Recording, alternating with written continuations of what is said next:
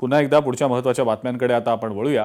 पंतप्रधान मोदींनी हैदराबादमधल्या जाहीर सभेमध्ये देशातल्या नागरिकांना पुढील 1 वर्ष सोनं खरेदी न करण्याचं आवाहन केलेलं आहे। शिवाय पेट्रोल आणि डिझेलचा वापर कमी करण्याचंही आवाहन केलेलं आहे। यासोबतच खाद्यतेलाचा सुद्धा वापर कमी करावा असं आवाहन पंतप्रधान करतायत। या आवाहनानंतर विरोधक जरी टीका करत असले तरी सत्ताधारी मात्र मोदींच्या आवाहनाचा प्रचार प्रसार आणि महत्त्व पटवून देत आहेत। माननीय प्रधानमंत्री मोदींचे मी महाराष्ट्राच्या जनतेकडून आभार मानतो। चांगला सकारात्मक संदेश महाराष्ट्राच्या जनतेला मिळाला आहे। पेट्रोल डिझेल या पर्यायाऐवजी इथेनॉल पर्याय, स्वदेशी पर्याय आहेत।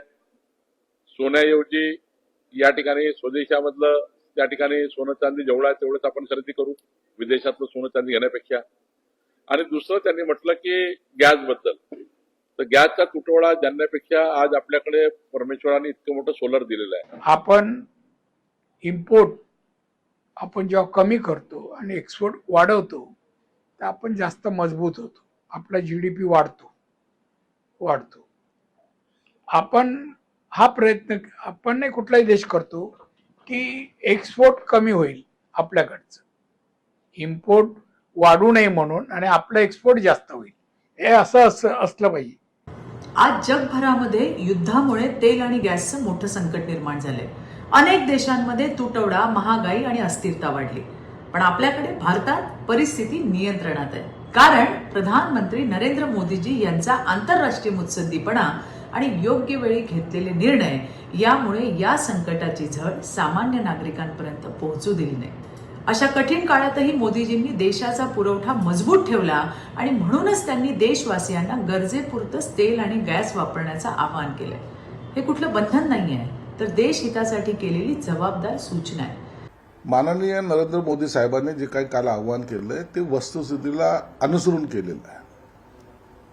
आपण पाहतायत इराण, इराक असेल, इस्रायल असतील, या बाकी सर्व राष्ट्रामध्ये युद्ध कधी पेटेल हे काही सांगता येत नाही।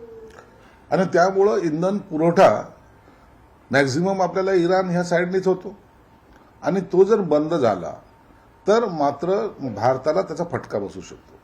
म्हणून आता जे काही इंधन आहे त्याच्यात जर बचत करून जर आपण वापरलं तर भविष्यामध्ये आपल्याला अडचणी थोडं कमी निर्माण होतील।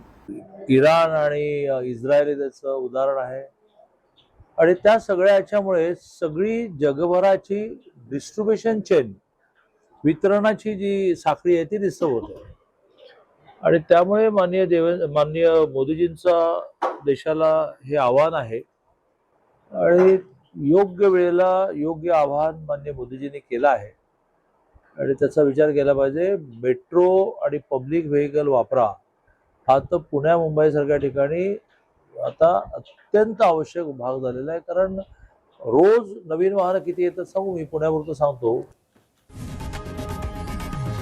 लोकशाही मराठी ऐका, पहा, जागरूक रहा।